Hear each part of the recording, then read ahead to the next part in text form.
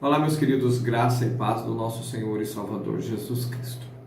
Amados, quando a gente fala sobre a questão do cônjuge estar em adultério, do cônjuge estar repudiando o seu respectivo marido, respectiva esposa, e que eles precisam de libertação, nós não falamos como alguém perfeito, com status de perfeição, de santidade sublime, onde nós estamos aqui na terra simplesmente por estar, que nós já merecíamos estar no céu. Não é nesse quesito. Afinal de contas, nós também erramos, nós também pecamos, nós também fazemos parte daquele grupo de pessoas onde Deus diz que deixa as 99 para ir buscar aquela que está perdida. E quando Deus diz que deixa as 99, Deus está dizendo que deixa os 99 justos, os seres angelicais, celestiais, que não necessitam de arrependimento e que vêm buscar a ovelha perdida. Nós somos a ovelha perdida, todos os que carecem de arrependimento, todos aqueles que carecem de mudança, todos aqueles que são pecadores e que precisam se arrepender dos seus pecados e alcançar a graça de Cristo para a salvação. Todos esses fazem parte daquele grupo de pessoas do 1% ali, daquela onde a ovelha se perdeu. A gente costuma achar que nós somos melhores do que outras pessoas porque conhecemos a Cristo. Não. Nós não somos melhores do que ninguém. Nós ainda somos pecadores. Apenas fomos iluminados quanto aos nossos pecados. Nós sabemos que pecamos e detestamos o pecado. Só que ele é algo tão impregnado em nós, sabe, aquele chiclete escaldado pelo sol que você tenta tirar, e quanto mais você tenta tirar, mais ele impregna. Pois é, o pecado faz isso conosco. A diferença entre nós e os cônjuges, por exemplo, é que nós sabemos que estamos errando e todos os dias procuramos nos limpar. Um santo não é aquele que nunca vai errar, que nunca vai pecar, mas é aquele que vai se sujar e vai se limpar. Não é aquele que vai se conformar com a sujeira e vai achar que a sujeira é uma boa coisa. Não é aquele que está mergulhado na lama e vai achar que a lama é o mar. Não. A lama é a lama. E nós precisamos de água limpa para nos limparmos e não continuar na sujeira. Esta é a única diferença de nós para os maridos e esposas que estão no adultério hoje. Muitos de nós já estivemos no adultério, outros não. Outros não traíram, outros não adulteraram, mas nem por isso deixamos de pecar. Se não pecamos com isso, pecamos por deixar Deus de lado, pecamos por nos importar mais comigo, mais contigo, mais conosco e não com o Senhor. Talvez pecamos porque colocamos o marido no lugar de Deus. Talvez pecamos porque colocamos a esposa no lugar onde deveria reinar o nosso Senhor e Salvador Jesus Cristo. Talvez seja esse o nosso pecado. Talvez simplesmente porque nós abandonamos Deus e quisemos viver a nossa vida do nosso jeito, com as nossas forças, com as nossas possibilidades. E só buscamos Deus quando as nossas forças não atingiam os nossos objetivos. Mas Deus ficava sempre de fora.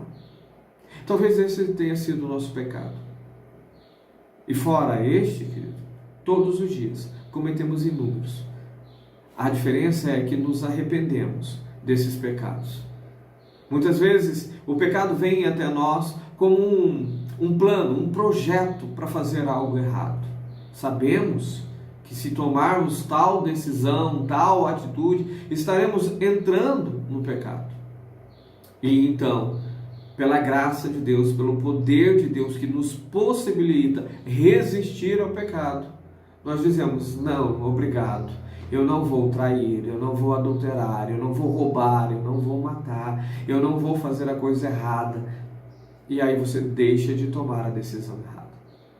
Mas muitas vezes, os pecados vêm até nós não através de um planejamento, de uma atitude pré-concebida, mas sim do dia a dia, que nos força a agirmos de maneira impensada, incalculada, e quando vemos, já pecamos. Mas aí que está a diferença. É neste ponto que diferimos do marido, da esposa que está lá no adultério. Quando nós percebemos que fizemos aquilo que não deveríamos fazer, que pecamos contra o nosso Deus, que pecamos contra as pessoas próximas a nós, que estamos fazendo a coisa errada, a nossa postura é: errei, Pai, pequei contra os céus e contra ti. Esta é a nossa postura, de corrigir. A postura é daquele que foi enviado para nós, para nos mostrar o caminho do arrependimento, e aprendemos o caminho. Nos arrependemos quando pecamos. Esta é a única diferença, mas ainda assim somos pecadores. Ainda assim fazemos as coisas erradas. Mas pela graça de Deus, estamos procurando a cada dia melhorar. Vigiamos sobre as nossas atitudes para não pecarmos. Para não pecarmos. A Bíblia diz: aquele que está de pé, cuide para que não caia. Nós cuidamos para não cairmos. E se cairmos, nós sabemos que Deus pode nos levantar. Mas a nossa atitude não é querer ficar prostrado, deitado. E é aí que mora toda a grande diferença entre pessoas que servem a Deus e pessoas que servem a si mesmo e pessoas que servem ao diabo. Aqueles que servem a si mesmo e que servem ao diabo, tais como as pessoas que estão na prática do adultério, elas justificam o pecado. Sabem que trair é errado, sabem que adulterar não está certo, isso vai contrário à vontade do Senhor, e elas arrumam desculpa: Senhor, eu só estou nessa situação porque a minha vida com o meu marido não era legal, o meu casamento não andava certo, a vida com o meu esposo estava indo de mal a pior, por isso é que eu estou nessa situação, afinal de contas o Senhor quer me ver feliz. Ou seja, dá-se uma desculpa para continuar do mesmo jeito que está. Apenas há um entendimento bem superficial daquilo que é pecado. Só isso. Essa é a grande diferença entre aqueles que servem a Deus e aqueles que não servem a Deus, servem a si próprio ou ao diabo. É exatamente aquela pessoa que até enxerga que fez a coisa errada, que tomou as piores decisões possíveis, mas vai arrumar desculpas para continuar com aquela decisão. Porque gera alguns pequenos, são poucos, mas gera. Não consegue se dar conta que um mundaréu, né, de problemas, de dificuldades, de tristeza, de dores provocadas em si mesmo, nos familiares, nos filhos e até mesmo na pessoa com quem jurou viver a vida inteira, foi gerado por conta dessa atitude. Não conseguem enxergar. Não conseguem ver. Essa é a grande diferença. Nós pecamos. Isso é um fato. Mas no exato momento em que nos damos conta de que o que fizemos é errado, procuramos consertar. Procuramos viver uma vida de acordo com a palavra do Senhor. Enquanto pessoas que estão na prática do pecado sabem que o pecado que o que estão fazendo não é pecado, mas mesmo assim arrumam desculpas para continuar, transferem culpa, usam de subterfúgios para maquiar os seus pensamentos, destrutivos até, porque os acusa daquilo que estão fazendo. Ainda que não conheçam a palavra do Senhor, há um conceito moral do que é certo e do que é errado que o próprio Deus incutiu dentro de nós. Por isso, o marido pode até não se dar conta de que é pecado, mas sabe que é errado. O marido pode até não saber que trair a esposa, abandonar o casamento para ir viver com outro, ou para viver sozinho, ele pode até não saber que isso é um pecado, mas ele sabe que é errado. Ainda que nas igrejas por aí afora se pregue a respeito de que pode casar de novo, tudo bem, não tem nenhum problema, ainda assim, ainda que nessa questão de pecado, os pastores, os pregadores que estão pregando algo contrário ao que diz a palavra do Senhor, ainda que eles consigam colocar na mente de maridos e esposas este pensamento de que tudo bem o que eles estão fazendo, lá dentro, no mais íntimo do ser deles, ainda que eles não achem que seja pecado, eles sabem que é errado. E o problema é que mesmo sabendo que é errado, usam desculpas para continuar no erro, desculpas para não fazer a coisa correta, desculpas e desculpas, Nada mais isso. Por isso, nós não estamos aqui para julgar.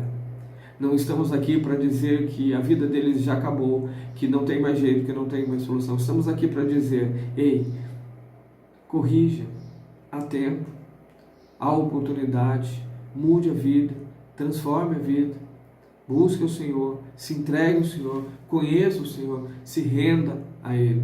Não estamos aqui para condenar ninguém, mas estamos aqui para dizer que o que foi feito é sim pecado. Que esta angústia que se sente é sim fruto de uma consciência pesada por saber que fizeram uma coisa errada, ainda que não saibam que é pecado. Pois bem, estamos aqui para dizer que a coisa errada, sim, é pecado.